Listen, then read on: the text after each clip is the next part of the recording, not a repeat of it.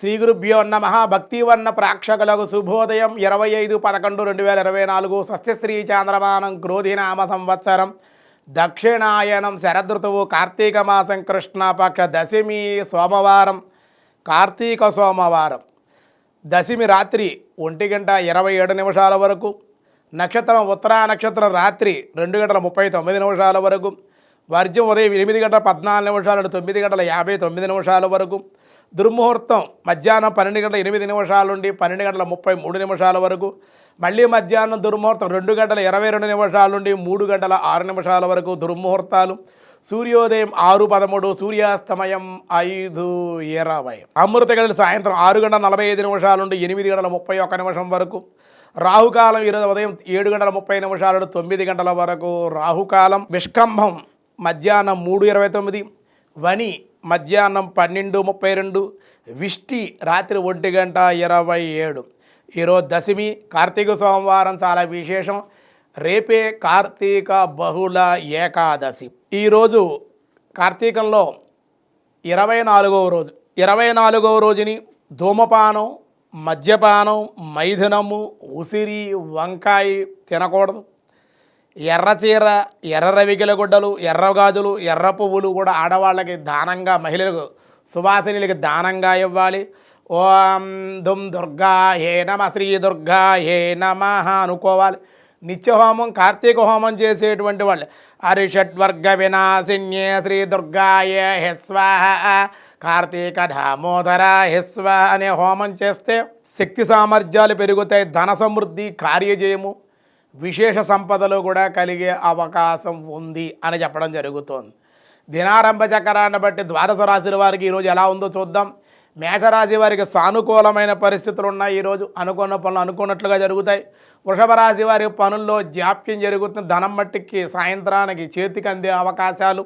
మిథున రాశి వారికి 4 రకాలుగా అనుకూలంగా ఉంది. సంఘంలో కీర్తి ప్రతిష్టలు, ఖాళీ లేకుండా ఈరోజు గడిపే అవకాశం. కర్కాటక రాశి వారికి శ్రమతో కూడినటువంటి ఫలితాలు ఉంటాయి.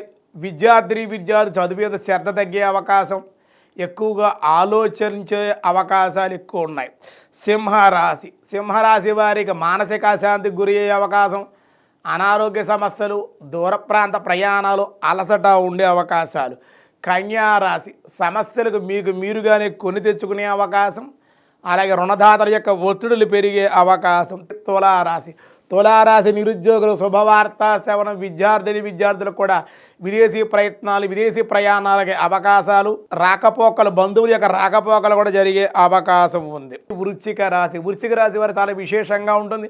వాహన లాభాలు, దూర ప్రాంత ప్రయాణాలు, అన్యోన్య దాంపత్యం, కుటుంబ వాతావరణం అనుకూలంగా ఉండే అవకాశం. ధనస్సు రాశి వారికి విశేషమైనటువంటి శుభవార్తా శ్రవణం, వివాహం కానిటువంటి వాళ్ళకి వివాహ యోగం, సంబంధాలు రావడం, పెద్దల యొక్క కలయిక, మేలు కలిగే అవకాశం ఉంది. మకర రాశి వారికి ఈరోజు సామాన్యంగా ఉంది. చేసే ప్రయత్నాలు, పనులన్నీ నెమ్మదిగా కొనసాగే స్వల్ప లాభాలతోటే వ్యాపారం ఈరోజు ముగిసే అవకాశం ఉంది. కుంభరాశి వారికి వ్యాపారంలో అధిక లాభాలు ఉంటాయి. ధనం విశేషంగా చేతి నిండా ఉంటుంది. కానీ ఖర్చులు దోబారాగా, అనవసరమైన ఖర్చులు, అనవసర ప్రయాణాలకు కూడా అవకాశం ఉంది. కానీ ప్రయాణాలు వాయిదా వేసుకోవడం ఎంతైనా మంచిది. మీనరాశి వారికి మిశ్రమంగానే ఉంది. ఇతరుల విషయాలకు జోలికి వెళ్లకుండా ఉంటే, ఇతరుల విషయాలు కలగజేసుకోకుండా ఉంటే ఈరోజు మీనరాశి వారికి చాలా అనుకూలంగా ఉంటుంది. ఇతరుల విషయాల్లో జోక్యం చేసుకుంటే కనుక అవమానకరమైన సంఘటనలకు గురి అయ్యే అవకాశం ఉంది. దేవాలయ దర్శనము, భగవద్ ఆరాధన కూడా మీకు మేలు చేసే అవకాశం ఉంది.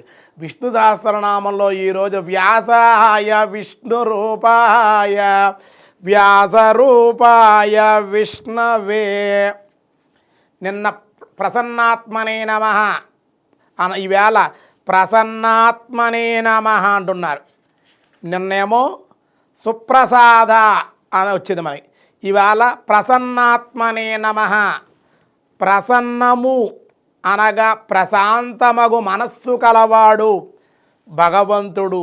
వ్యాకుల చిత్తుడు, అశాంతి చిత్తుడు అగు మానవుడు మాధవుడు కావాలనన్న మనస్సు ప్రశాంతముగా ఉండవలెను. ఆ చేసుకున్నటువంటి వాడికి సాధన సమకూరుతుంది. వాడు మాధవుణ్ణి మనస్సు ప్రశాంతంగా ఉండడం వల్ల వాడు చేరుకోగలుగుతాడు. అది ఏమిటయ్యా అంటే జప, కీర్తన, ఆరాధన, సజ్జన సాంగత్యము వల్ల మనస్సు మాలిన్యాన్ని తొలగించుకుంటుంది.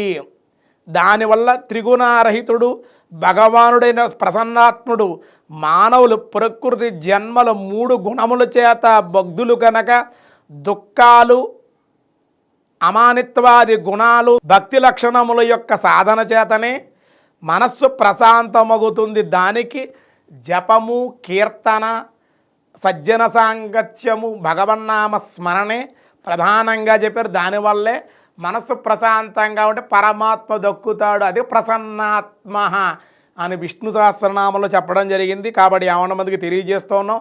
రేపే ఏకాదశి. ఉపవాసం చేసేటువంటి వాళ్ళు బహుళ ఏకాదశి రేపే కాబట్టి ఆచరించుకోవాలి.